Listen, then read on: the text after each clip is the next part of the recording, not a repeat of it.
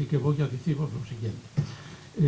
Esta es una conferencia que damos mensualmente sobre un tema siempre asturiano, siempre los segundos martes, salvo este que hubo que atrasarlo por el antroxo, y llevamos 10 años en esta xera.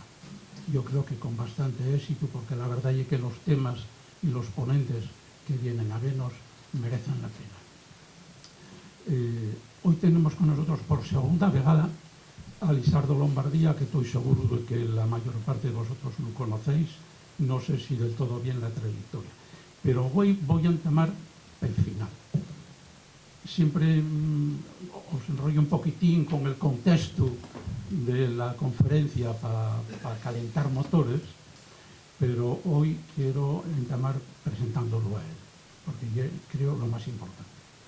No creo que en Asturias haya otro caso como el de Lisardo. Lisardo tuvo 8 años, digamos en 2 legislaturas de 4 años, como miembro del Consello Cultural de Bretaña, que é un consello que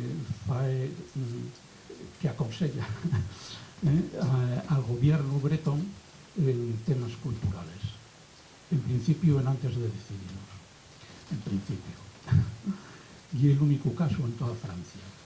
Quiero decir que es realmente un órgano oficial, pero interesante y práctico si formula, ¿no?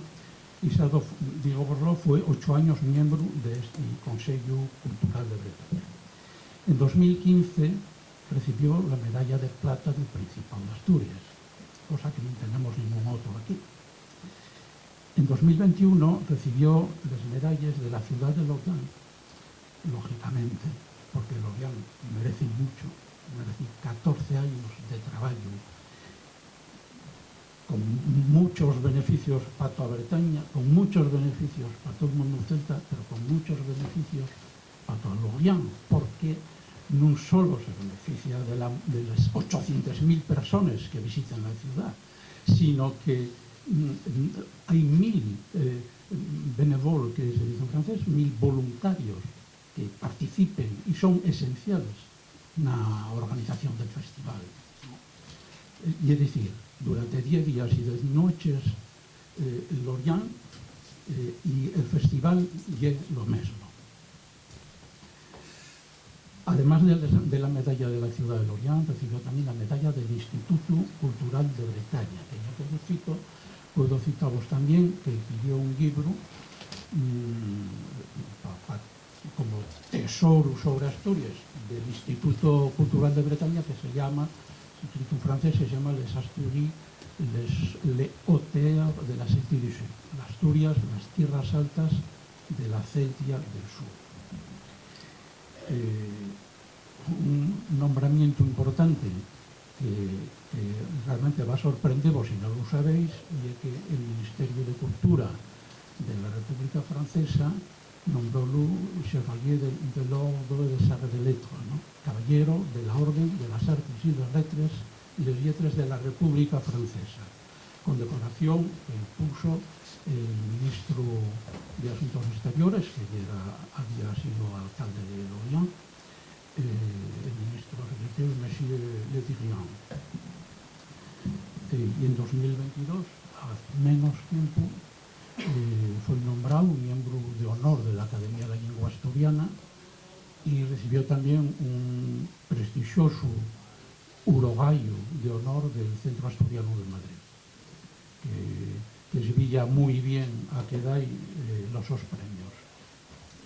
En la su trayectoria hay 4 cosas que no se pueden olvidar. El año 83 funda con otros compañeros el colectivo etnográfico Belenos, colectivo de investigación etnográfica, que publica la revista de etnografía fabulosa y perfectamente citada, Asturias, Memoria Ancesa de un país, que si no recuerdo mal va por el número 43, el 43 ahora, ¿no? 43 números, una revista asturiana de prestigio, a todo color, perfectamente editada, eso non é normal en este país nuestro. A aparte de eso, él tuvo, bueno, él es médico de profesión, trabajó varios años en el campo de la medicina de familia y tomó contacto con la música clásica como miembro del coro universitario de Oviedo, ¿no? Pero yo, en ese mismo año 83, creó y organizó 3 festivales en Oviedo que tuvieron repercusión, que fueron les Noches Celtes de Oviedo, el Festival de Arpa Celta y el Festival Oviedo Folk. Esto fue entre los años 80 y 90, más bien. Yo, el año 85, fijaos que el Festival Intercéltico de Lorient llamóse primero el año 71 Festival de Gaites, Festival de Cornemuse de Lorient, heredando el nombre que tenía el Festival de Cornemuse de Brest, ¿no? Esto fue el año 71, pero al año siguiente ya incorporó, quitó el nombre de los Gaites y ya incorporó la denominación intercéltica, que era realmente el alma del Festival de Lorient, el interceltismo, tema de la conferencia de hoy, ¿no? Esto fue bien, decíamos que el año 71 se creó el Festival de Lorient, el año 85 entró Asturias a formar parte de la organización del festival como miembro de pleno derecho, el año 85. Y desde ese año, Lizardo fue el delegado del Festival Asturias. En el año 88, otro periodo de su vida muy importante, la Nueva España encargó la creación y dirección por una montonera de años del Club Prensa Asturiana en Oviedo, a donde peregrinamos muchas veces los isoneses porque Lizardo organizaba eventos, conferencias, presentaciones, dejaba falar a personalidades importantes que había que escuchar y conocer. El Club Prensa Asturiana atropaba anualmente 25.000 personas o más, o sea que era un centro de difusión cultural muy importante.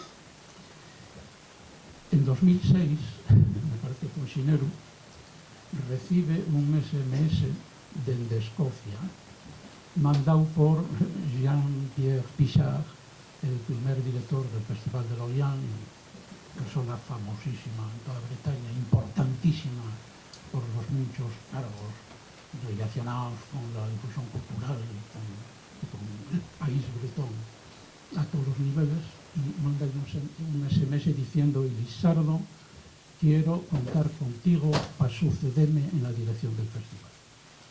Lizardo de mano refúgalo, porque la verdad de que tenéis que imaginar lo que es eso, enfrentarse a una estructura así, de un festival que apoya 800.000 personas un buen día y que organiza cosas realmente sofisticadas como los eventos del estadio de Moustoir, y es súper sofisticado y súper complicado, lo mismo que la organización misma de los técnicos para tantas actividades, para tantos escenarios, para tantas representaciones día y noche. Pues al final dijo que sí. Entonces, desde 2007 a 2021, Lizardo fue el director general del Festival de Lorient. Quiero insistir en este punto que digo ahora. Otra prueba de interceltismo. No fue Pichard quien me encargó la asociación, fue el grupo de fundadores el que propuso a Lizardo, pensando que era el hombre del momento, el hombre de la situación, y era él, un asturiano, el que tenía que dirigir el Festival de Lorient. Nada de chauvinismo, interceltismo. Y más digo, porque tengo muchos amigos bretones, todos ellos adoran a Lizardo, lo adoraron siempre, porque no lo diferenciaban de un bretón. Hizo probablemente además lo que otro bretón no hubiera hecho, llevar adelante la lengua, llevar adelante la bretonidad, establecer más vínculos, más lazos con las asociaciones bretones, extender el festival a las diásporas célticas de todo el mundo, y es decir, trabajar con una visión, traballar con una visión como se trabajaba y procurando fomentar y ejercitar muy bien la profesionalidad de los miembros de la organización del festival. Así es como se puede tirar para adelante por un evento tan verdaderamente impresionante. Si no fuisteis nunca, tenéis que ir. Yo tuve la suerte de ir muchas veces a Bretaña, incluso participar bailando incluso en el mismo festival, ¿no? Con el primer año que fui llevaba el traje asturiano en un maletero del coche y en cuanto comenté lo a Víctor, a nuestro amigo común Víctor Fernández Coalla, digo yo, que tienes el traje en el coche, tienes que desfilar, tienes que bailar, tienes que participar. Y así no fue, ¿no? ¿Qué más hoy hicimos?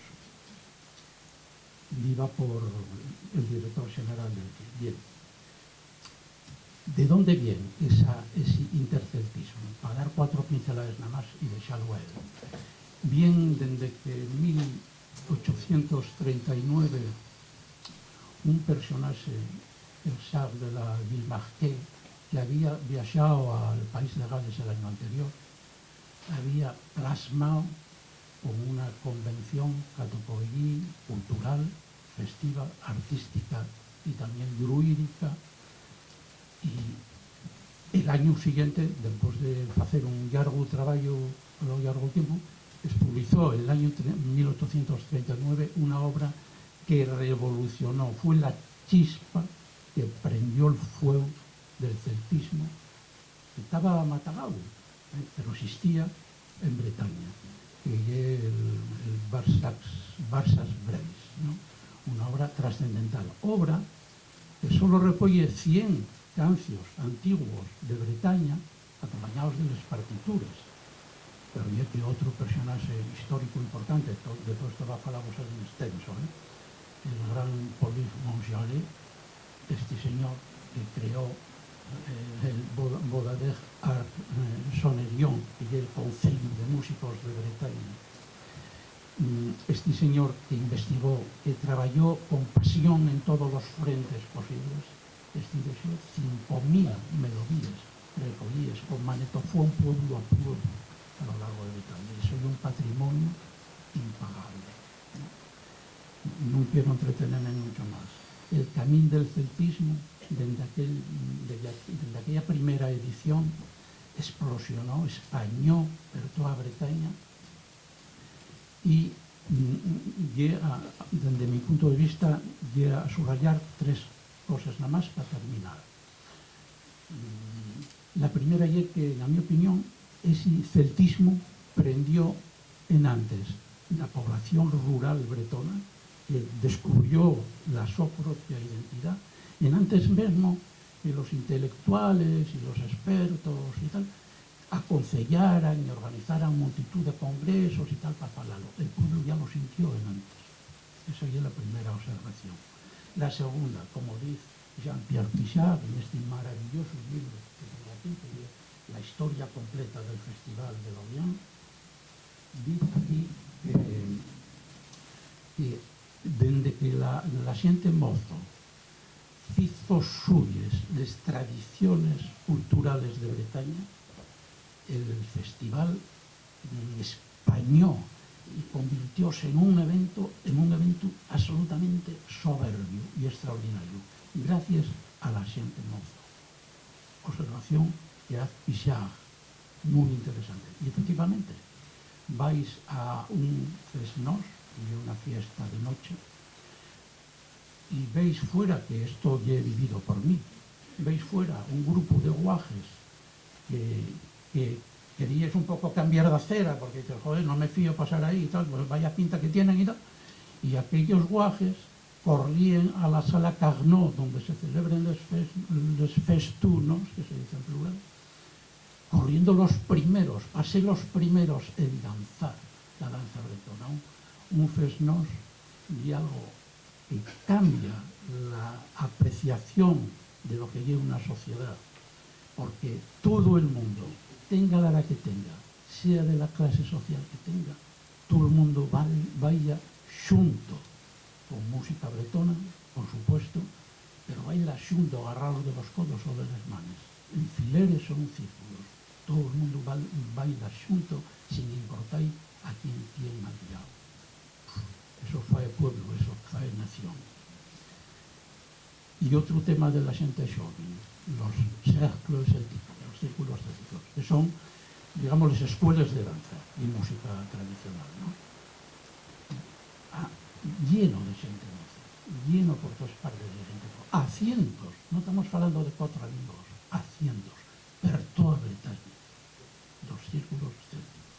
E tercer elemento, e con esto acabo, los bagadú de plural de bagat y la gaita, la banda de gaites y bombardes, que son los dos instrumentos sonoros de viento, vamos, del bagat, y luego la percusión, ¿no?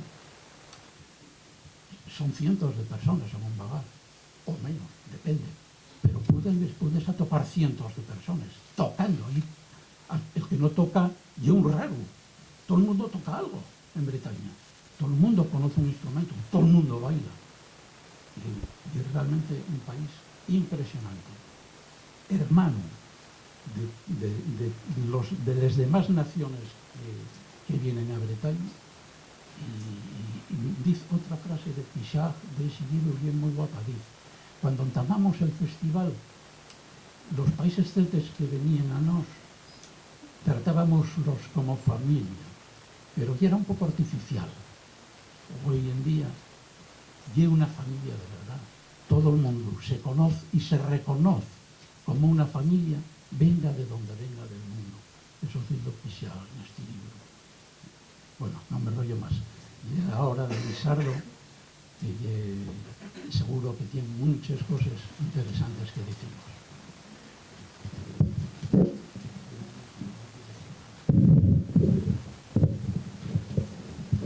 A ver, ¿qué tal se me siente?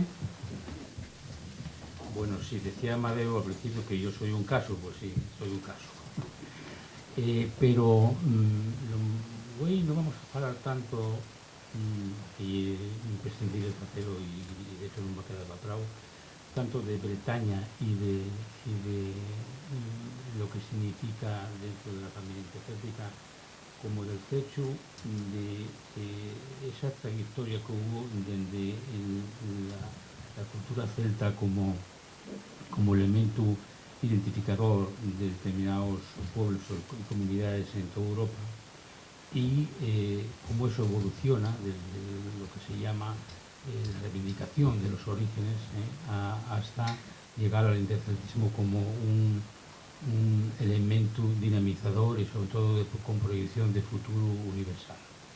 Yo creo que es pertinente hacerlo porque en este momento que estamos en la más papilla de los 50 años de Lorient, que tenga interés en conocer detalles sobre el festival, yo no los voy a ocultar, por supuesto, pero tiene elementos para conocerlos y aprenderlos cotidianamente. Sin embargo, los aspectos de cómo se llegó a esta evolución y a esta concreción actual, y es lo que más me interesa a mí comunicamos esta tarde. Acabo de enterarme además de que tenemos relativamente un tiempo limitado y voy a, aunque no tenía pensado dar soltaros un rollo imposible, voy a tratar de centrarme y de hacerlo de la manera más sencillo posible, para que luego podamos, si acaso, pues, comentar de qué cosas se os interesa. Los celtes y la cultura céltica, las culturas, reaparecen, entre comillas, en el siglo XIX de una manera muy fuerte. Sobre todo, si ya empezaba a hablar de la cultura céltica y de los galos en concreto desde el siglo XVI para acá, los historiadores se interesaban por la cultura prerromana antigua, a partir del siglo XIX, cuando todo explosiona en el momento del romanticismo. Y el personaje que veis en la diapositiva y uno de los grandes culpables de que esto sea así.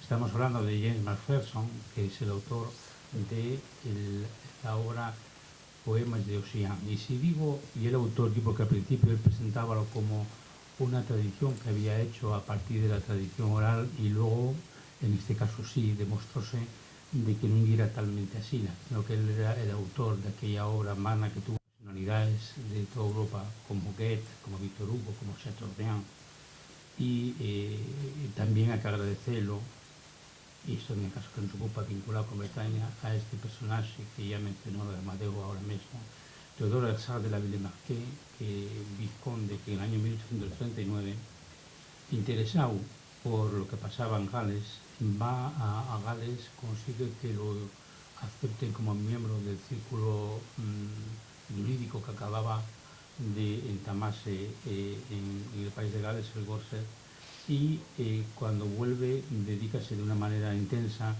a escribir el su Barsas-Breis, las cancioneros de Bretaña. El Barsas-Breis, que la propia George Sand en esa Francia muy hipermoderna ya para la época, consideraba que era verdaderos diamantes para la cultura francesa, puesto que la edición de Barsas-Breis era bilingüe, pero sobre todo la primera versión que publica faila en francés. Y durante muchísimo tiempo era sorprendente para la gente conocer aquella obra que él decía que había atopado en el pueblo, y se demostraría con el tiempo que no se equivocaba, que no mentía, y que él publica todos estos cantos con partituras, y muy importante, y con cantos que realmente de un alto contenido poético y que él presenta en público en francés. Esa de la Villemarqué, además de uno de los activistas más importantes en cuanto a la concreción de lo que era la reivindicación del celtismo como esencia, un poco como elemento fundador de lo que era la Bretaña armoricana, y en otros países también se produce, porque además la importancia que tiene este movimiento romántico que mete a los celtas y al celtismo como uno de los fechos mayores de la cultura europea, y que incluso los estados-nación que están constituyéndose en ese momento interpreten que los celtas están en la base del propio origen del país, ¿no? El mito de los orígenes, como suele decirse. En el caso de Francia, que es donde está inserta Bretaña, por una parte estaba la visión territorial local de los bretones, y por otra parte estaba la visión del Estado francés, porque es un poco sorprendente cuando uno aprende que en la Francia revolucionaria los revolucionarios consideraban que Francia estaba compuesta de dos estirpes: la aristocracia, que eran descendientes de los francos, y el tercer estado, el pueblo llano, eran descendientes de los romanos. Y esta es la razón por la cual un personaje como Napoleón III, y digamos que se entusiasma con la idea de reivindicar la Galia antigua, y entonces empieza a desarrollar todo un trabajo, la edición española de Barsas-Breis, este señor Napoleón III, y que presta mucha energía y mucho dinero público a empezar a excavar, y concretamente trata de excavar Alexia, que es donde los Vercingetorix perdió la guerra contra Julio César. Curiosamente veis el partido físico que tienen Vercingetorix, esa representación de Vercingetorix, como el propio Napoleón III, por alguna razón habrá. En cualquier caso, en ese contexto es donde realmente el celtismo empieza a nacer. En la Europa continental, sobre todo en Francia, como motivo la reivindicación de la antigua Galia como origen de la nación francesa, y en el caso de las Islas Británicas, pues los britanos de los diferentes reinos del Reino Unido, que realmente se van reivindicando progresivamente: la Cornualles británica, el país de Gales, Irlanda y por supuesto Escocia. Lo que ocurre es que se crea un movimiento primero que se llama pancéltico, es decir, que realmente el movimiento panceltista incluye básicamente a todos los países de fala céltica de las Islas Británicas, y donde de la Villemarqué consigue que poco a poco se tenga por también a la pequeña Bretaña, la Bretaña armoricana. Y las relaciones van estableciéndose progresivamente. En el caso de los países celtas del norte, siempre hablamos así, de los países de Gran Bretaña e Irlanda, afítase bastante, pero los irlandeses empieza a ellos mal todo aquello porque suena muy british todo el movimiento. Es decir, realmente era un movimiento muy británico y evidentemente estamos hablando de los años donde realmente Irlanda está sufriendo mucho, está empezando a organizarse además movimientos políticos autonomistas y nacionalistas en Irlanda, y realmente aquel movimiento panceltico termina disolviéndose o fracasando como movimiento generalizado.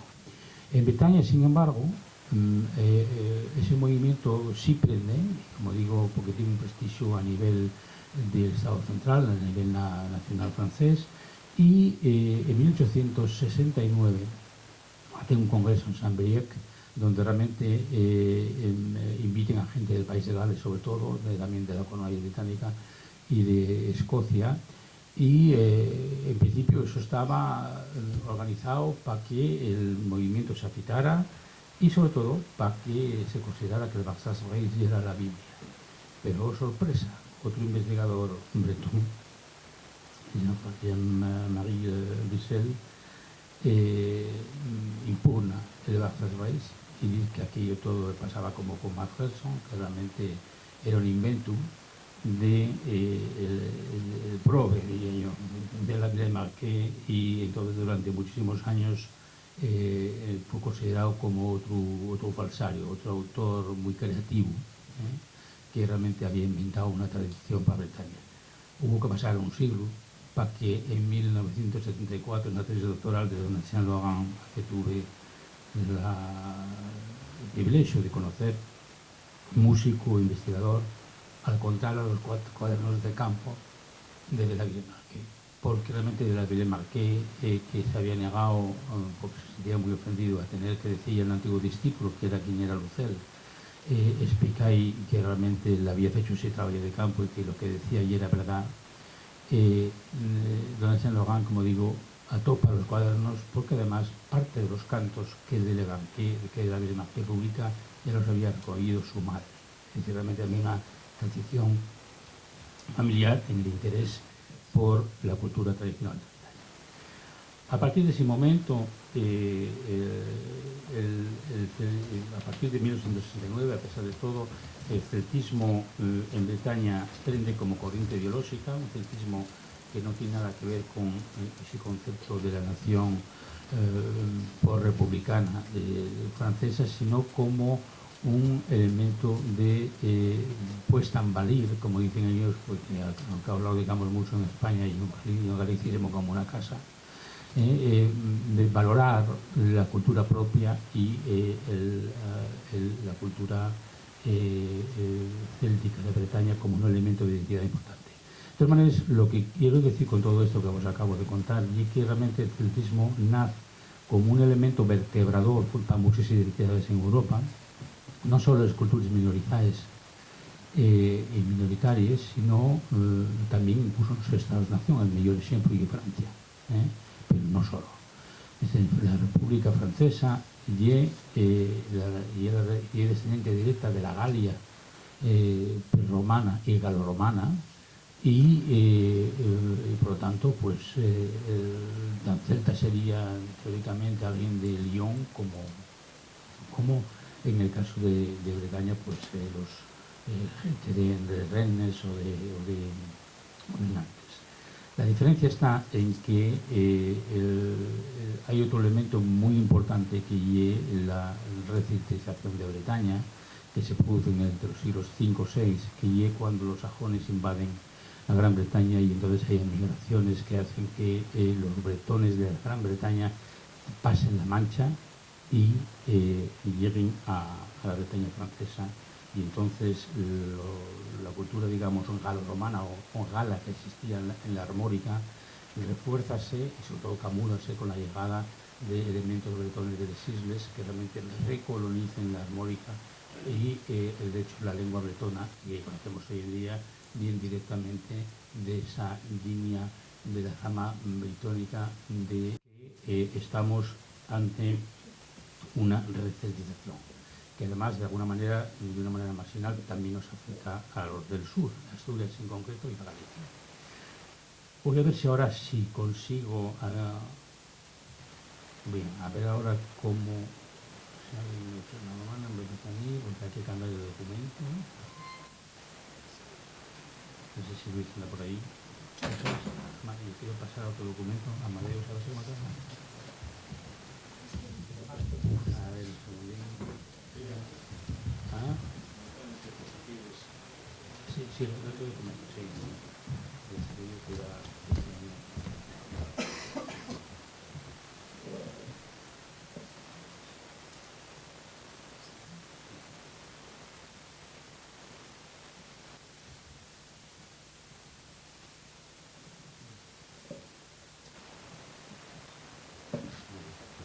Y luego ya directamente voy pasando. Bien, pues entonces estábamos todavía en los inicios del celtismo en la Bretaña francesa y cómo a partir de los años 70 del siglo pasado, de los 2 siglos ya, digamos que va consolidándose esa visión global de una cultura celta como fundamental dentro de la Bretaña francesa.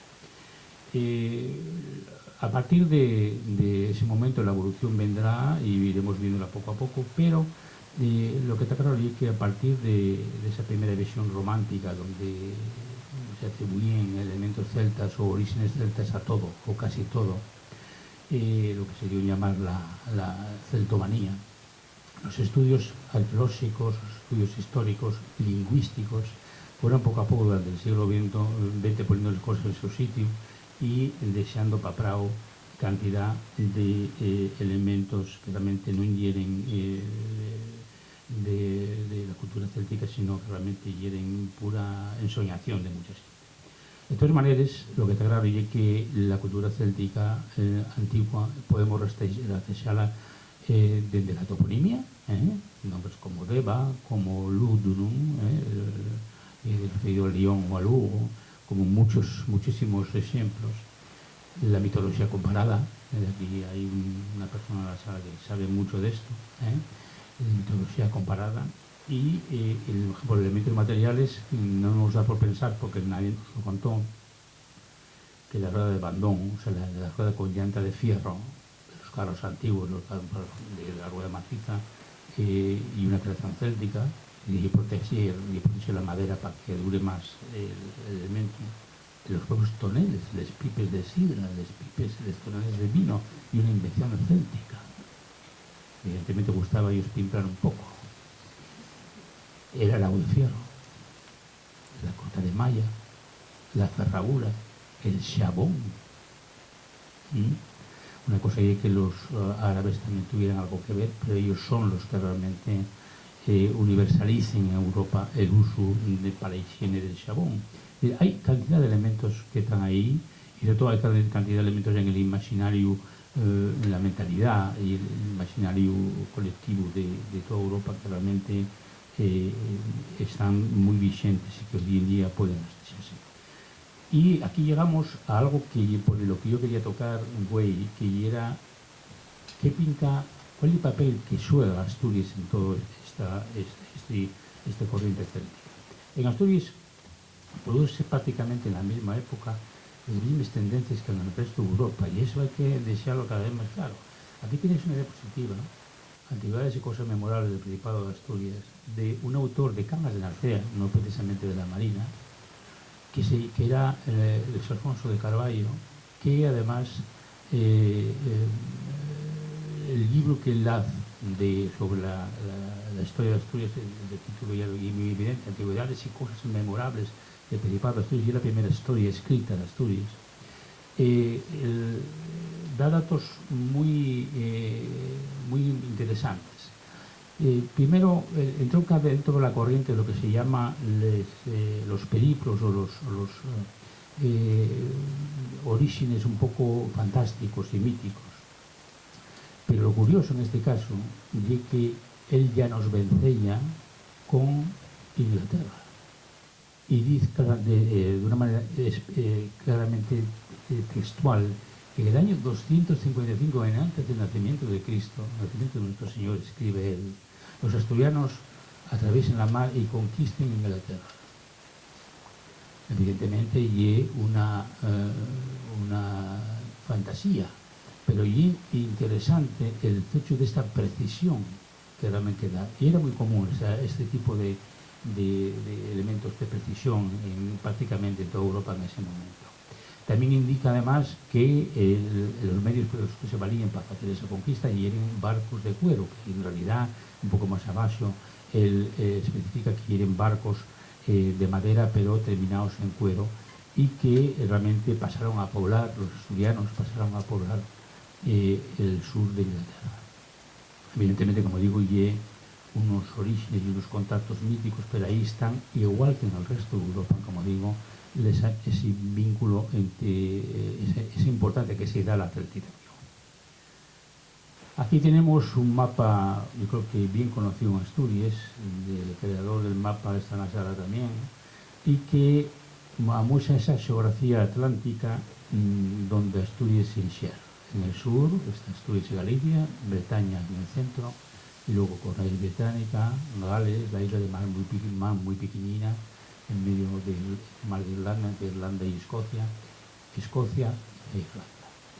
Y el marco geográfico donde realmente Asturias se infiere históricamente, porque celtismo y atlantismo van unidos en esta parte de Europa de una manera muy importante. Es decir, si estamos diciendo que en media Europa hubo influencias célticas y sobre todo reivindicación del celtismo, donde realmente se calquían ese vínculo entre el celtismo y Asturias, o sea, nosotros y el norte de la península, y precisamente en el área atlántica.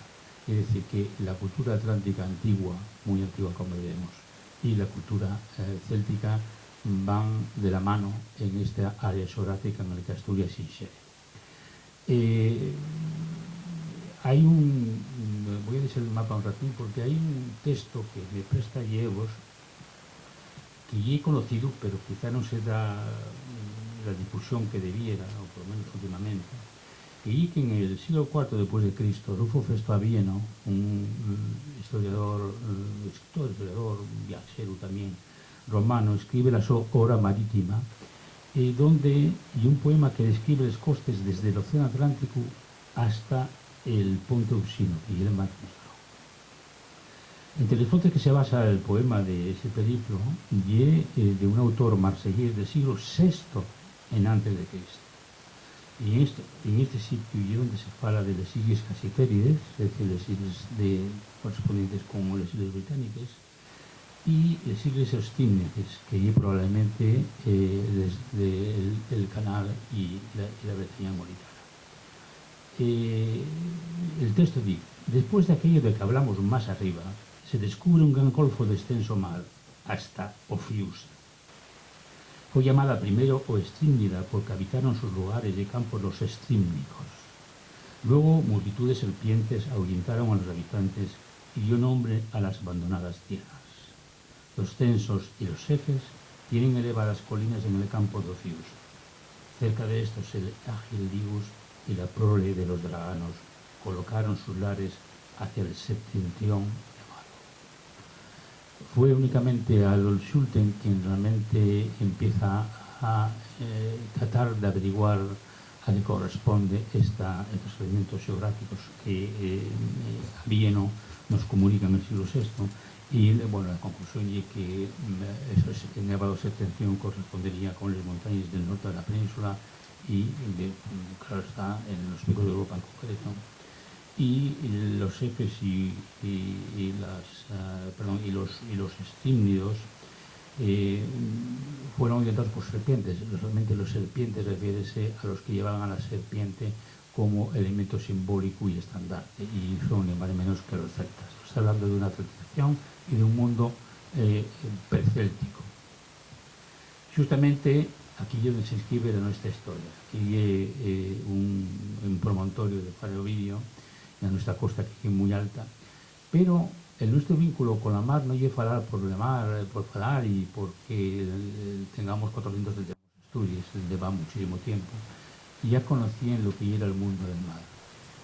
Hay un historiador de la cultura francés, que es Michel Pastoureau, donde pone en valor precisamente, y para gran sorpresa mía, porque es un historiador de la cultura que fala mucho de los colores, y muy conocido por los estudios sobre los colores, de las rayes, por ejemplo, sobre la heráldica, pero fala de Asturias de una manera reiterada cuando aborda en la historia cultural un animal como la ballena. Este es un diente de cachalote que fue atopado en la cueva de Les Caldes, en Ubieu, la cueva de Les Caldes, y donde veis que bueno, está un buey representado, pero el diente es de cachalote. Pero lo que es más sorprendente todavía, aunque parezca dudes, y que en la cueva de Tito Bustillo yo no lo sabía hasta que leía Pastoureau, ¿no? Podíamos estar delante de la representación de un cetáceo. Esto que llevanos muy antiguo, llevanos al arte parietal, del paleolítico, estamos hablando de la ateniense, luego 12.000, 14.000 años. Pero lo más importante es que en Asturias también se produce al mismo tiempo con el resto de esa Europa atlántica, aunque sea de una manera no tan monumental como el caso de Bretaña o de las Islas Británicas, un megalitismo que está presente, por ejemplo, en el Dolmen de la Santa Cruz, que estáis viendo aquí, y en Monteareo, aquí muy cerca de Candás, como sabéis, y entramos en lo que es la primera amuesa sólida de relaciones atlánticas de comercio y de contacto. Estos discos áureos que atopamos, que se atoparon en Asturias, son idénticos a los que se atopen, por ejemplo, en Islanda, y son botones, especie de botones, pues eso dice. Como veis, son los discos áureos asturianos que en la arqueología son los elementos más rigurosos y celtoescépticos reconocen que tienen ese vínculo con el mundo atlántico.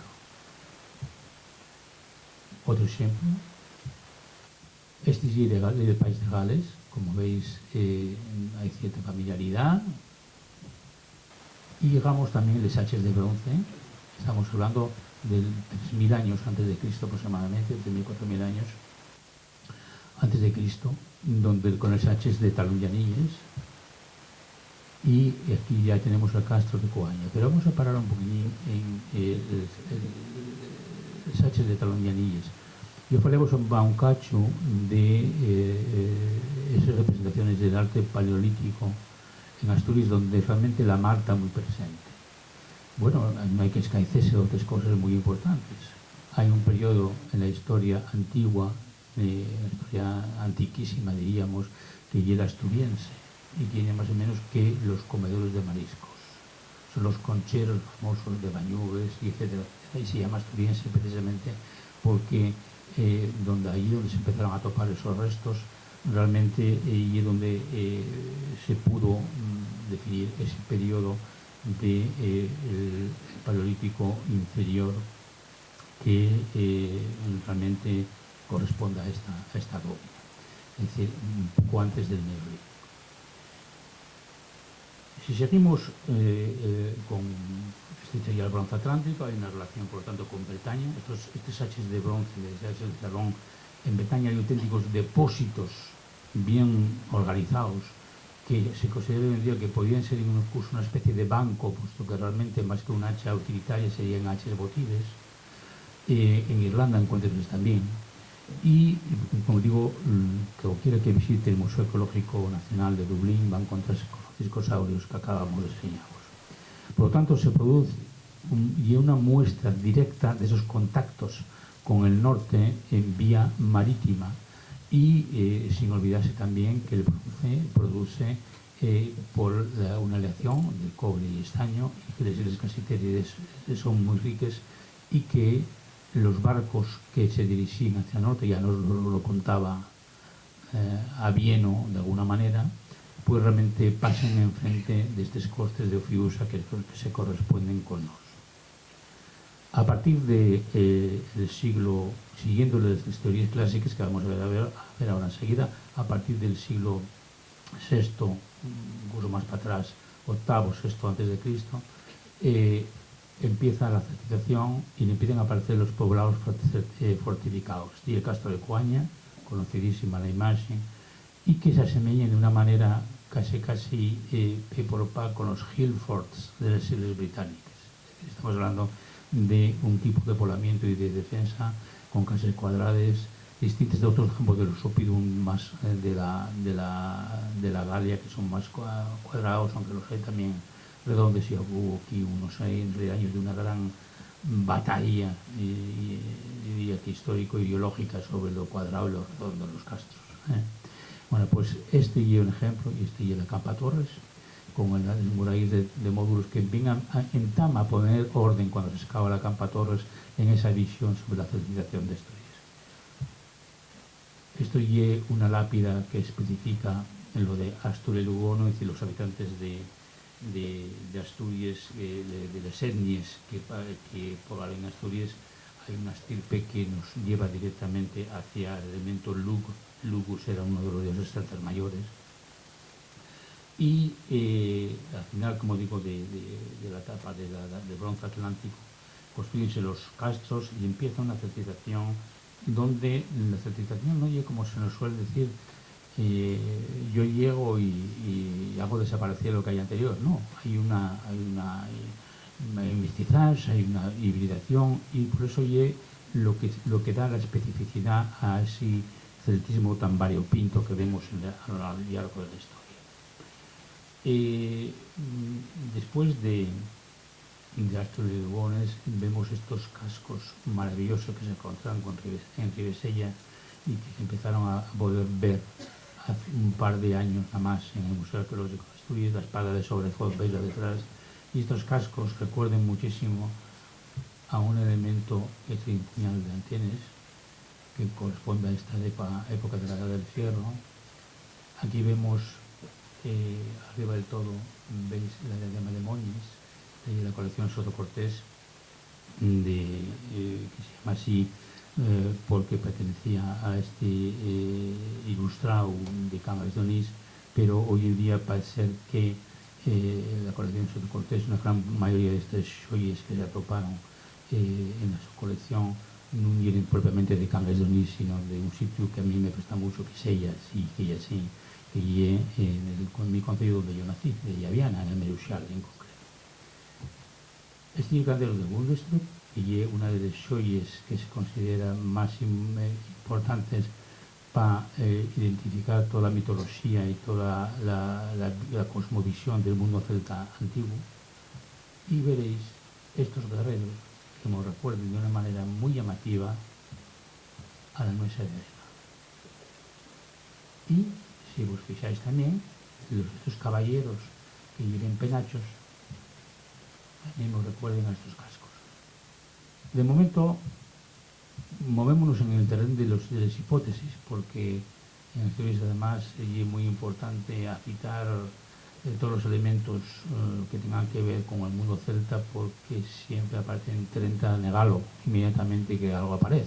Pero yo creo que es bastante llamativo y que el tiempo nos dirá esa identificación. Los torques, que son los collares rígidos que típicos no solo de los celtas, pero de una manera fundamental de ellos, aparecen en Asturias. Si no me equivoco, este es el torque de Llangreu, con el remate en doble Escocia, que se llama. Y entonces ahora vamos a entrar a hacer un pequeño parón, que es lo interesante, que es ver cuáles son las teorías de la celtización cuando empieza el gran discutinio a partir de los años 50 en Europa sobre el celtismo. Aquí veis, había los celtas y unos pueblos que empiezan a identificarse como tales por parte de los historiadores griegos sobre una manera en el centro de Europa, es decir, en Hallstatt, en Austria y en Lecen, en Suiza, y a partir de ahí van expandiéndose hacia las Islas Británicas, hacia la península ibérica, inclusive hasta la Anatolia, donde, si os acordaréis, de los Gálatas famosos de la Biblia y de la epístola a los Gálatas del apóstol San Pablo. Bueno, pues sigue, digamos, el mapa, pero, y eso ya era lo que realmente hacía que los elementos célticos en Asturias y en Galicia y en España en general fueron dudosos para el noroeste, porque realmente nunca casaban con el esquema de lo que se considera el celtismo, digamos, fetén, el celtismo de alto valor añadido, que ya era la cultura ateniense. Pero es aquí que unos historiadores británicos, después de una polémica tremenda sobre los celtas, sobre los habitantes del Atlántico, creen una nueva teoría que cambia radicalmente la visión que se tiene hoy en día. Y es decir, había celtes en Aten, evidentemente, había celtes en el Hallstatt, evidentemente, pero, oh sorpresa, en realidad el movimiento sería del Atlántico hacia el centro de Europa y no al revés. Esto que está todavía en discutinio y que seguro que dará mucho que hablar por mucho tiempo, poco a poco fae caer sobre todo el velo de la duda, y decir, antiguamente, pues eso, si tenemos en cuenta que el primitivo esquema, nosotros seríamos unos elementos marginales, pero en la nueva teoría seríamos elementos principales, porque a partir del vaso campaniforme va consolidándose en todo el oeste unas poblaciones que realmente podemos considerar como celtes por los elementos lingüísticos y genéticos, porque la genética y el estudio de ADN permite hoy en día ver el movimiento de poblaciones y permite a los asientes, y no son opiniones de dos aficionados, no, estamos hablando de Barry Conlife y de John T. Koch, que es un lingüista uno y arqueólogo otro, que son ni más ni menos profesores de Oxford de un gran prestigio, y que realmente da ahí la vuelta al calcetín de lo que sería la teoría de cómo aparecen los celtas en Europa. Eso evidentemente a nosotros ayúdanos a entender muchas cosas, presta a saber de que a lo mejor las cosas tuvimos mucho que ver en esa constitución del mundo atlántico que pasa al mundo céltico, pero, como digo, es un debate que va a durar muchísimo tiempo. Lo que sí es cierto, y que, por ejemplo, en las lingües originales de los celtes, hay una coiné también lingüística donde entran desde el lusitano a lo que se hablaba en Galicia y en Asturias y en la parte norte de la meseta, vinculado con ese mapa que veis ahí, hacia las islas británicas, y a partir de ahí se expanden hacia el centro de Europa. Todo esto es, como digo, los trabajos de, en este caso, de John Koch y Barry Conlife, que son los que realmente afiten esta teoría y la defienden a capa y espada. He discutido de ahí. Los arqueólogos son muy dados a batallas encarnizadas, y imagino que tardará mucho tiempo en aclararse muchas cosas, pero por lo menos si antes ya nosotros tomamos parte de esa celtia clásica marginal, ahora somos menos marginales y probablemente tengamos más protagonismo del que realmente se nos atribuía. Veis donde está ahí la división de las lenguas actuales, cómo está la rama britónica y la rama goidélica, la goidélica y la del gaélico, y habla un Escocia en Irlanda, y la rama britónica y la que se fala en Gales, Cornualles, la Gran Bretaña, perdón, la Pequeña Bretaña, y luego otras lenguas que son especiales. En el caso del celtibérico, que hay una lengua especial, no directamente vinculada de manera 100% con el noroeste, sino fruto de mestizaje con el mundo ibérico. El mestizaje es algo muy, diríamos, muy metido en la identidad céltica, que precisamente, y eso es lo que da la diversidad y el polimorfismo de las culturas célticas que conocemos tanto anguaño como en la época histórica. Esto es para explicar únicamente cómo son las lenguas actuales, y veis que como la Galia llegaba mucho más joya de lo que realmente hoy es por Francia, y como el mundo celtibérico, que con una personalidad propia y diferente del mundo del noroeste, pero hay una afiliación por contacto y por mestizaje. Y aquí vemos un personaje que es la estatua de Pintayus, encontrada en Bonn, y que además ahí se puede ver. ¿Quién es este Pintayus? Pues más o menos en la lápida está escrito que es un Astur transmontano, es decir, de los que queden para acá de los montes hasta el mar, de la Asturias actual, del castro de Intercatia. Y lo más importante que es el portaestandarte de una unidad romana, pero con la característica de que todos los elementos decorativos, todo lo que lleva, son realmente símbolos autóctonos, símbolos de lo que era el mundo astur o asturromano, cosa que yo préstame siempre insistir, porque aquí parece que cuando llegaron los romanos fumigaron, desapareció todo. Pues no, hubo un mestizaje también. Un mestizaje tan exitoso para ellos que todos falamos hoy una lengua hermana. Este es el caso de Pintayus, y un personaje que hay que tener muy en cuenta en este vínculo autóctono vinculado con el mundo atlántico y céltico. Y llegamos a una de las etapas que yo tengo en más ciño, porque yo recorrílo con bastante procuro, y el muro de Adriano. El muro del emperador Adriano, cuando conquista Gran Bretaña, decide reforzar la frontera norte y coloca ese muro que, como veis, todavía se puede ver en gran parte hoy en día visible y que era monumental, con fuertes, con un muro para, más que como frontera, como se entiende hoy en día, sobre todo cuando vemos los muros que se van levantando, los muros que se van levantando por aquí y por allá. En este caso era una manera de controlar, de zona de control, más que una zona defensiva. Pero aquí, en el muro de Adriano, tenemos sitios como este, el Campus Silurnum. Supongo que vos sonará eso de los Silurnum. Bueno, pues antes de que existiera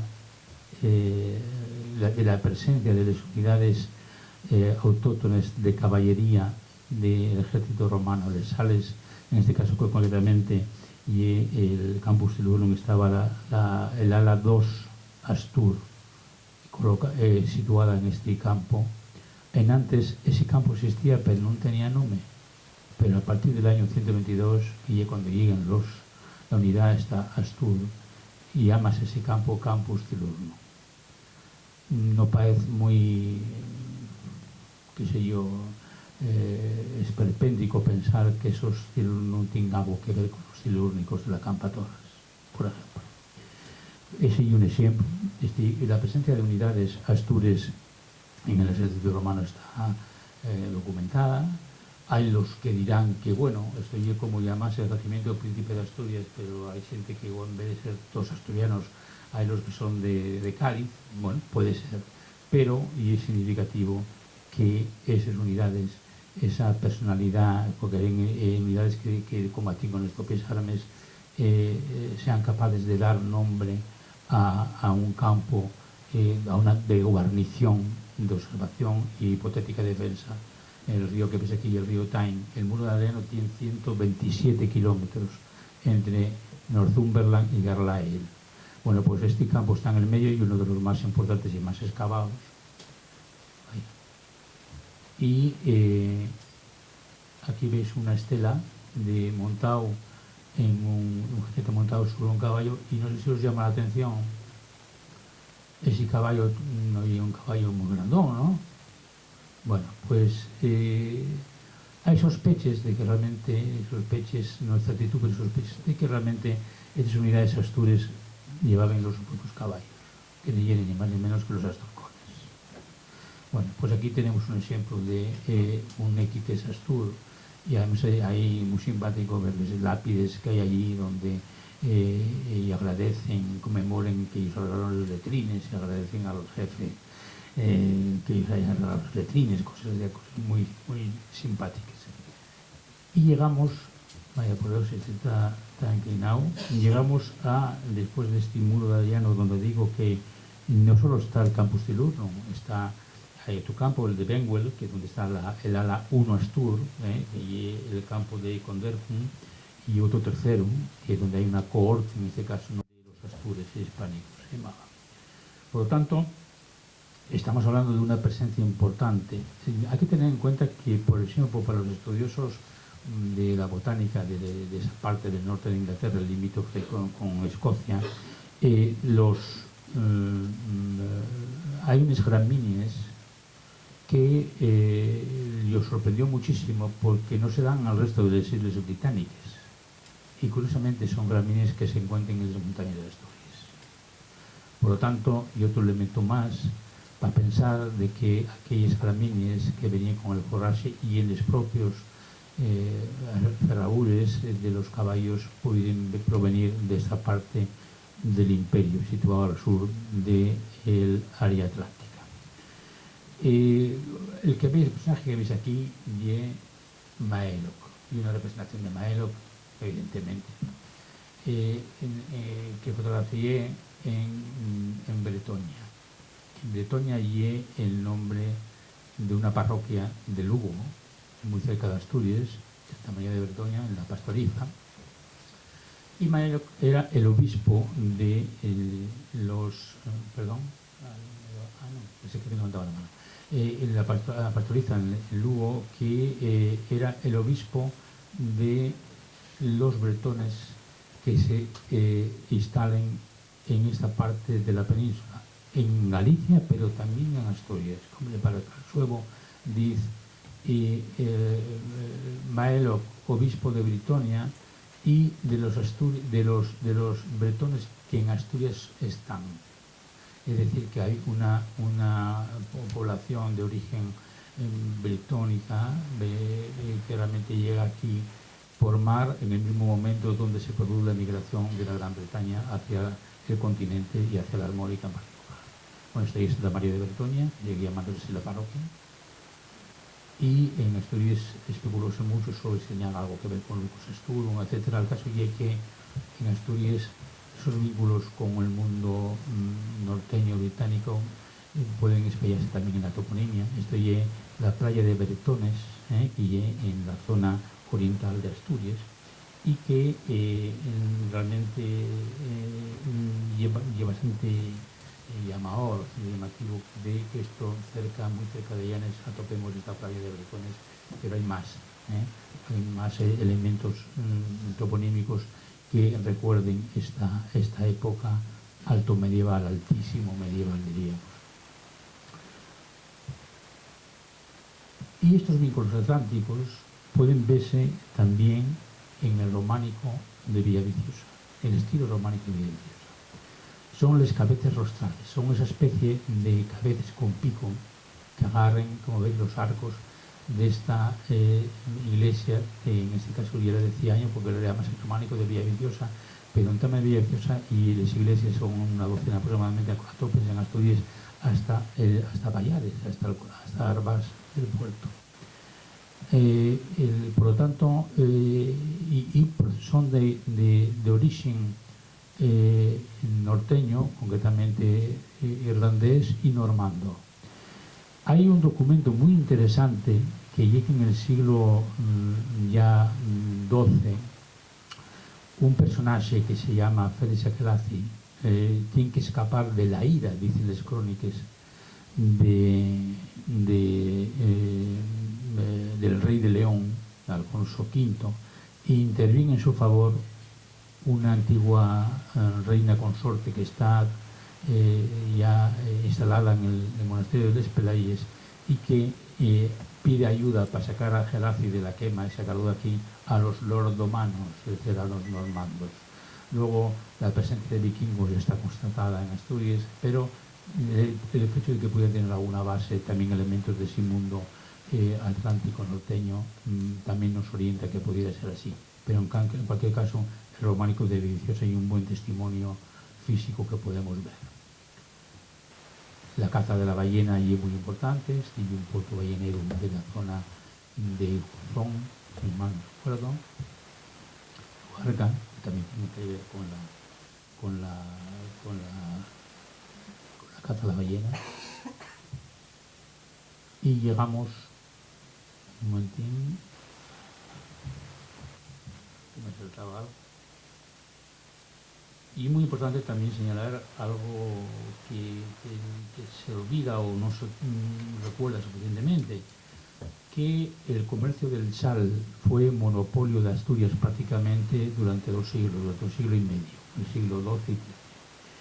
Y el comercio de la sal vinculaba a Asturias con el norte de la fachada atlántica y concretamente con la Bretaña francesa. Y concretamente la ciudad de Guérande y la ciudad salinera más importante en este momento son plenamente conscientes de la llegada de barcos asturianos a cargar sal, al comercio de la sal. La sal era el único elemento que tenía para proteger los alimentos los habitantes del medioevo. Y hay unos contactos con la Bretaña francesa bastante importantes en esa época. Hasta punto son importantes que personas físicamente que están instaladas en Asturias tienen carta de ciudadanía hasta el hecho de citarlos en juicios.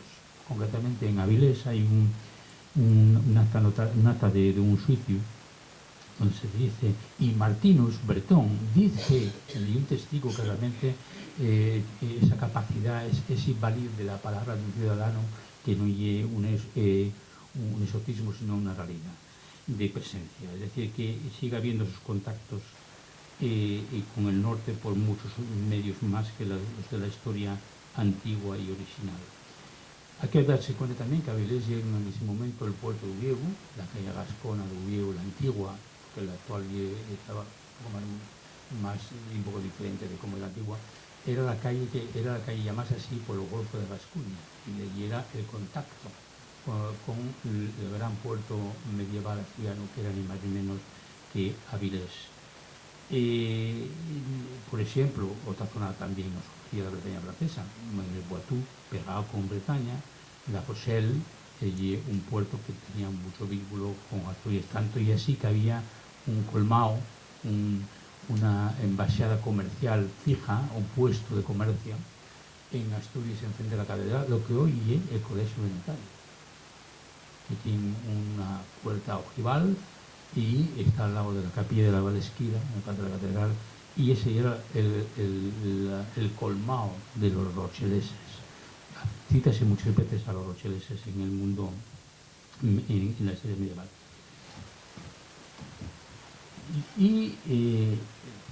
A ver, estamos en Bretaña. Bueno, sí, es otra expresión muy interesante y muy importante. En el castillo de Gauzón, el Peñón de Raíces, tiene un referente también de esos vínculos atlánticos. Y en el castillo de Gauzón fue donde se hicieron 3 cosas de la Victoria, pero tenía una iglesia a la que se llamaba la iglesia de Santiago. Bueno, pues unos cruzados que os pide una tormenta en el Golfo de Gascuña, desvíense y lleguen así hipotéticamente, y una hipótesis pero muy consolidada, a el Peñón de Raíces y llegan a esa iglesia de Santiago, el puerto llámelo un mala rupis. Y en realidad estamos hablando de lo que sería los anicios de lo que es el puerto de Avilés, lo que luego sería el puerto de Avilés. Esta historia que yo os quiero contar ahora, que yo estoy haciendo todo esto porque realmente la historia de Asturias con el mar y una especie de puzzle que vamos descubriendo y construyendo paso ante paso y que no lo tenemos presente, y que realmente esto afita ese mundo atlántico que llamamos también céltico, porque hay muchas razones para ello, porque se superponen los dos. Y es que en 1490 la Bretaña francesa sufre una última guerra con Francia. Francia quiere apoderarse del ducado de Bretaña, y el padre de Ana de Bretaña, que veis ahí en una posición de oración, pierde una de las batallas importantes contra los franceses. Entonces, en el compromiso está obligado a que les fíes, nada más que pueden casarse con la autorización del rey de Francia. El caso es que, desesperado el duque, por saber que venía encima, intenta casarla con otros, entre otros Maximiliano de Austria, que hubo. Lo que pasa es que por poderes el matrimonio no se consuma y los franceses atacan Bretaña. Esa guerra de Bretaña dura durante 2-3 años y da esa circunstancia de que Ana de Bretaña era sobrina nieta de Fernando el Católico.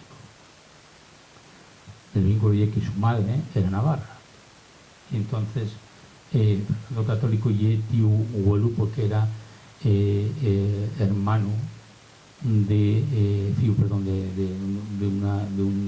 bueno, hay un vínculo familiar entre ellos, que ella era la sobrina nieta y el tío abuelo. En realidad, Fernando de Aragón y Leonor I de Navarra, que es la abuela de Ana de Bretaña, son hermanos de dos matrimonios diferentes, pero son hermanos, por tanto, y tío abuelo.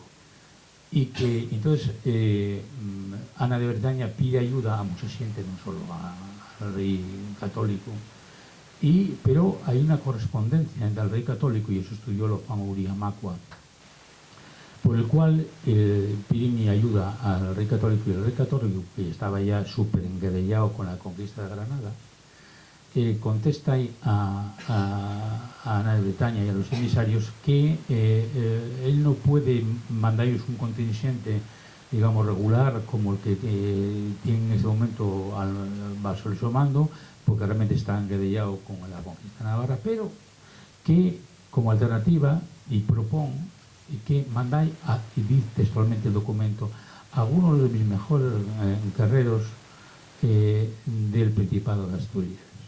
Entonces el rey católico manda al representante de la corona en Asturias que organice el envío de 400, un contingente de 400 personas, 200 lanceros y 200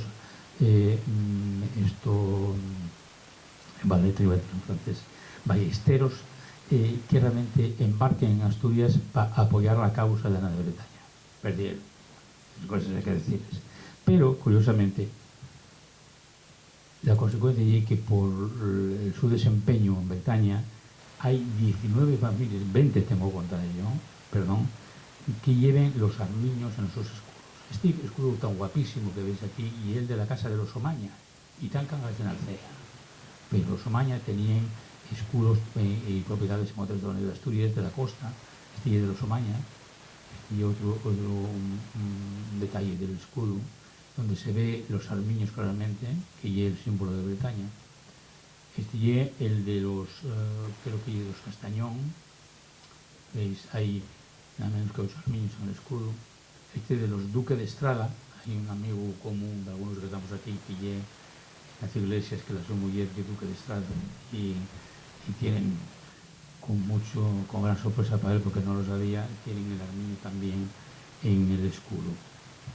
Y finalmente, de todos estos datos que voy pasando, y el Tirso de Avilés, el que realmente en el siglo XVI nos fala de la heráldica asturiana. En este concreto el apellido Lozana también lleva armiños. Y es interesante que Tirso de Avilés dice, a ver si lo tengo por aquí, espero que sí.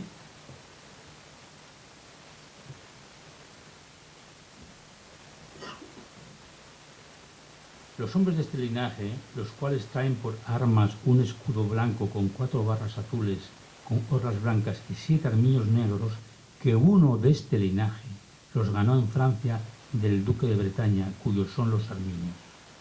Esto y un documento que certifica como el uso de los armiños.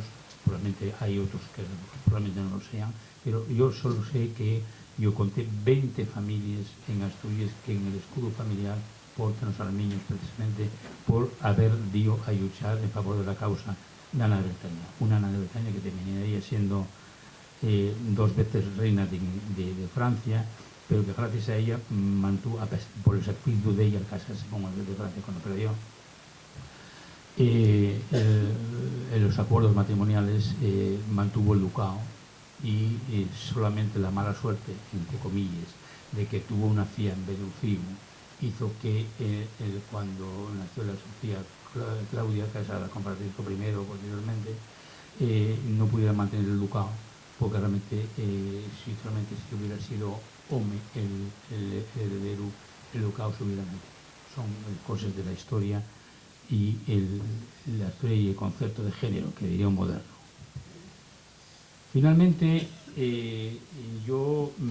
estamos llegando ya casi al final de este repaso, como digo, de este pool de los vínculos atlánticos. Ya lo sé. Que cuando se produce la celebración de la guerra de Napoleón contra Napoleón en 1708, la Junta General del Principado declara soberana y manda a emisarios a Gran Bretaña. Y puede mandar a Gran Bretaña primero porque los dos que manden, que el Podellano de Matarrosa y Andrés de la Vega falan inglés, cosa significativa y poco habitual en aquel momento, y porque hay un barco en Sisión que era un corsario de Jersey que venía habitualmente a comerciar aquí, y por lo tanto manden esos embajadores para que el rey de Inglaterra ayude a la sublevación, a la auténtica revolución de 1808.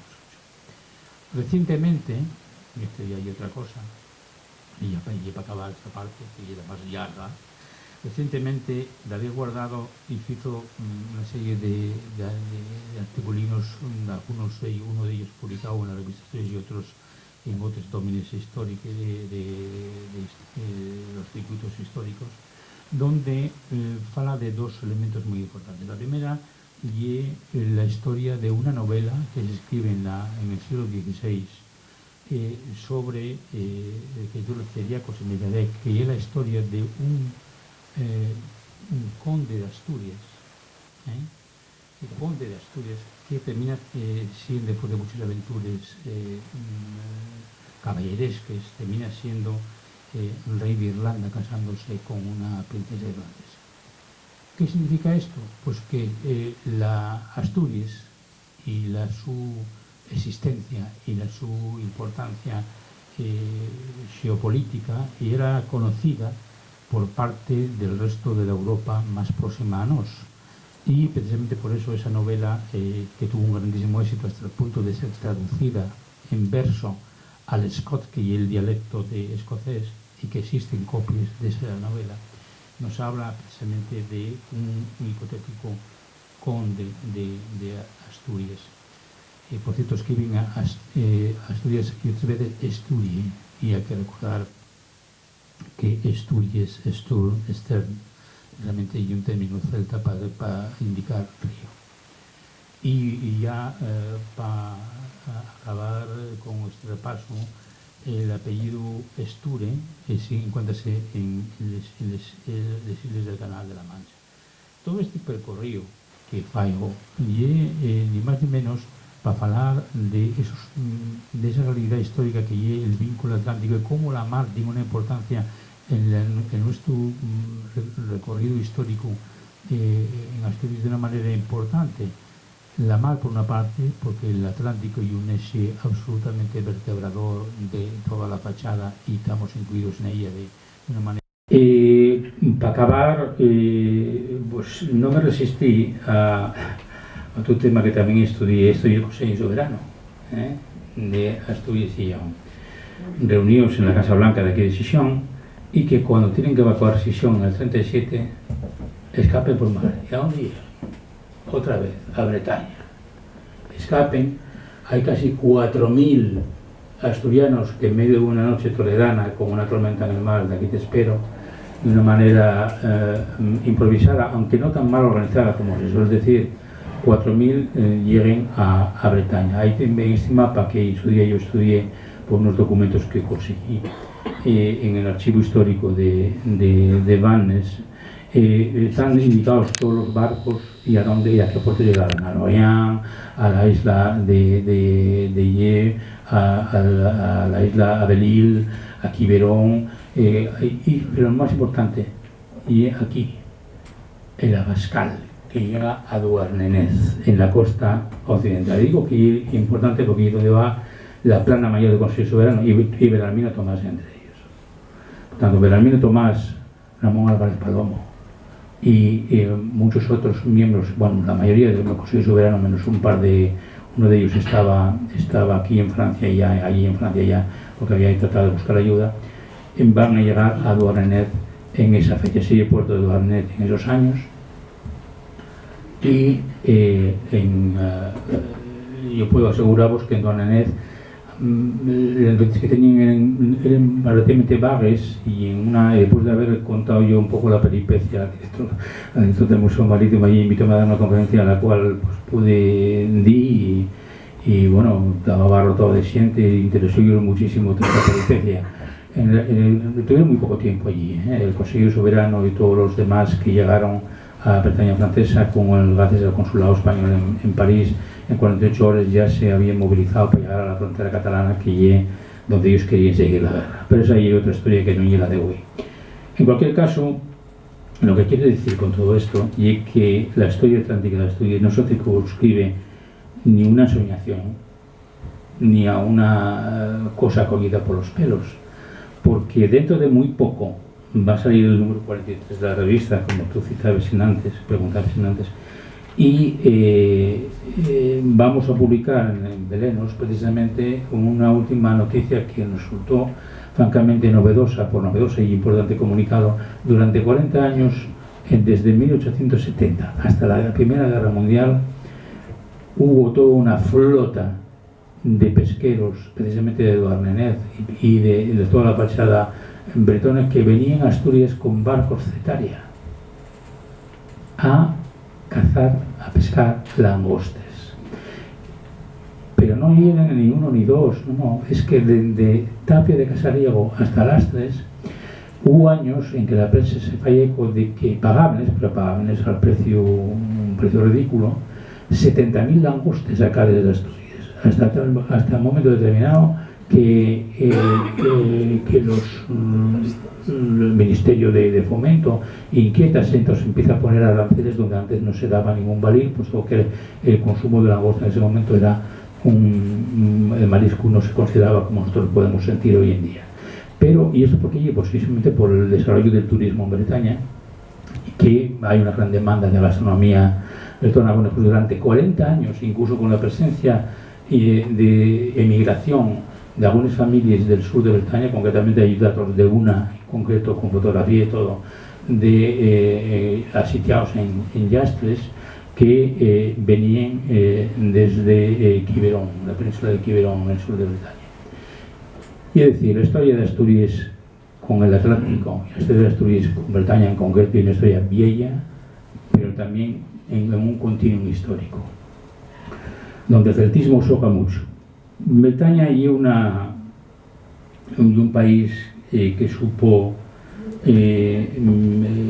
primero, geográficamente está en medio del Atlántico, ya lo visteis, tanto realmente tiene una posición estratégica muy interesante, muy importante, y sobre todo además fue capaz de crear un movimiento que es el interceltismo, que primero céltico y luego intercéltico, que realmente es la clave del futuro de todo el arco atlántico europeo y en concreto, si me permitís, de Asturias. Bretaña es un ejemplo grande de lo que yo llamo el cosmopolitismo céltico, y es decir, son celtas, son bretones, pero están abiertos con una gran apertura a todo lo que realmente ellos vengan de fuera. Y por lo tanto son de alguna parte, pero son ciudadanos del mundo porque son de esa parte que quieren ser, que son la Bretaña francesa. Cuando desde el 2007, ya lo dijo antes Amadeo, pues yo llegué a la dirección del festival. Efectivamente procuré que de Lorient que esa visión de celtismo y apertura fuera más habitada, y sobre todo que la identidad bretona tuviera muy presente. Pero no solo eso, Bretaña por ejemplo celebra años dedicados a l'Acadie, que es curiosamente una colonia y un territorio francófono en la Canadá británica. Nosotros en Lorient, en Bretaña, defendíamos que de todas las lenguas minoritarias hay que defenderlas en el mundo, incluso los franceses, en Canadá. Pues realmente eso está ahí. El FIL, el Festival de Lorient y Bretaña, y el Festival de Lorient en concreto, y el portaestandarte de una cultura celta cosmopolita en este diseño. Y es por eso por lo que Lorient hoy en día es reconocida como la auténtica capital intercéltica. Y es algo que realmente se reconoce y que por fin, después de mucho esfuerzo, porque hubo que convencerlos a modo, el ayuntamiento colocó una placa que sirve también para otras cosas hoy en día, porque entonces las pintadas también y toca alguna vez en cuando, de alguna protesta. Hay una gran placa de circulación donde se habla de esto en Lorient, capital intercéltica, donde hay una representación de músicos de cada país, inclusive, lógicamente, los de Asturias.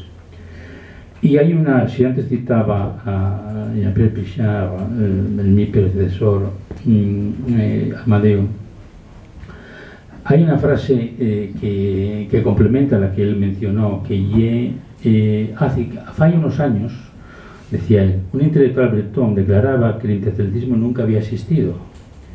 Igual tenía razón, pero la historia se escribe cada día y ahora el interceltismo existe, lo hemos encontrado nosotros. Es decir, la fuerza del interceltismo es clave porque el interceltismo como movimiento cultural y la presencia de la su fuerza creadora y una realidad que no solo tiene influencia en el arte, en la literatura, en la música, que es lo que más conocemos probablemente, pero no solo, sino además abre angüeño la puerta a nuevas expectativas económicas y de cooperación política en el marco de la Unión Europea. Hay que reconocer también a Lorient que otra vuelta más fue visionario y hace más de 30 años que creó el Club K. El Club K, que es una cosa que parece algo marginal y una tienda donde solo se puede acceder por invitación, y una tienda grande, una carpa grande, realmente hay un círculo de empresas para poner en relación a las empresas bretones entre sí y a las empresas bretones con otras empresas del mundo. Entre ellos, pues los países invitados, cuando se declara país de honor un país determinado, Asturias estuvo presente en alguna ocasión, y actualmente el Consejo Regional de Bretaña, el órgano de representación político del país, está implicado a modo en agitar las redes institucionales de Magar ya más de 20 años. En concreto, en 2004 creó un convenio de cooperación con el país de Gales, con el festival como en jazz. A partir del Brexit, la orientación cambió. Sigue manteniendo los contactos con el norte, pero interesa ellos sobremanera el sur. Por eso, en el año pasado, en 2023, el Consejo Regional de Bretaña, con la ayuda en Sofitu de la alcaldía y el Festival de Lorient, crearon los primeros encuentros entre países del arco atlántico de regaño celta, precisamente para tratar de afondar en los aspectos económicos e inclusive políticos de lo que es como grupo de trabajo de cara a la Unión Europea. Como perspectiva de trabajo inmediato en Asturias, y es donde yo quería llegar al final, Asturias no puede perder ese tren. En Asturias, los representantes, estuvo representando en ese concilio que acabo de hablar, pero con cargos administrativos intermedios. Mientras que otros países, los vecinos gallegos en Emargeños, mandaron a un vicepresidente, por ejemplo, mandaron a un ministro del ramo en un momento determinado. En Asturias hubo presencia, pero un poquillín con la boquillina pequeña. Asturias no puede perder ese tren y queremos además, y quedarse nada más en una especie de país espectador, a verles venir, a ver cómo pasa el tren. Asturias espera que la nuestra personancia pertenece a ese marco geográfico económico, y acabamos de verlo exhaustivamente, nos asiste en un lugar de primera elección, un lugar estratégico. Primero porque la distancia de aquí a Bretaña es muy pequeña, para que está muy yoñe si vas por tierra, pero si vas por mar son entre 14 y 16 horas. Yo tuve la fortuna de poder utilizar la autopista del mar durante 20 viajes e incluso ver cómo los trenes que caían en Xixón por los quemes de Galicia también llegaban a Lorient porque el viento había cambiado. Estamos aliados, somos los vecinos del sur, pero estamos mucho más cerca de lo que pensamos. Así que, como yo me permito, para acabar, de proponer un programa para los años que vienen sin perder un rispio de tiempo, recuperar la autopista del mar y convertirse Asturias en cabeza logística de la conexión atlántica de la península ibérica, conectando las redes ferroviarias con la fachada portuaria de Asturias y en concreto Xixón. La presidenta de la FADE, Federación Asturiana de Empresarios, María Calvo Pérez, parece tenerlo muy claro. El gobierno del Principado no se expresó tan claramente como ella en Tobía. La apertura de la variante de Pallares acogióse como la palanca que va a camudarlo todo, pero sin esa visión complementaria estratégica, el AVE puede quedar nada más como una vía de escape de unas nuevas generaciones de asturianos en sin horizonte, en vez de una oportunidad para revertir la crisis y ganar el futuro. La conexión atlántica tendría de ser un objetivo mayor del gobierno de Asturias. Y en lo cultural, volver a citar que el interceltismo actual no se refiere únicamente a la música, lectura, arte, etc. Abarca todas las expresiones artísticas y la música urbana más contemporánea va deseando la huelga sobre la tradición y a la inversa, y generando nuevas expresiones. La familia intercéltica tiene mucho que aportar y porque no es la nuestra esencia fundamental de contacto. El Festival Intercéltico de Loián, en el que tenemos la suerte de poder participar como país de pleno derecho, insisto en ello, y es una ventana abierta al mundo, pero en par y el crisol de culturas os reconocen como familiares y con una energía creadora que casi podemos decir entrópica, ¿no? Es decir, que hay una... Como decía Baucacho, la tradición construye cada día y justamente esa característica y es la que hace que de la tradición en el siglo XXI un marcador identitario de primer orden añoñado tanto de un esencialismo que no existe como de un universo musical de ninguna parte en sin raigallos. Así que queda mucho que hacer, hay nuevas generaciones que están trabajando en ello. Yo quiero ser optimista y creo que esos son los dos ejes del siglo XXI. En lo concreto, afondar en lo económico y la cooperación política internacional, y en cuanto a lo cultural, afondar en la nuestra conexión con las otras culturas del arco atlántico y del arco delta. Muchas gracias por escucharme. Quizá fue un poco largo, pero bueno, todavía queda poco tiempo para una preguntita, me parece.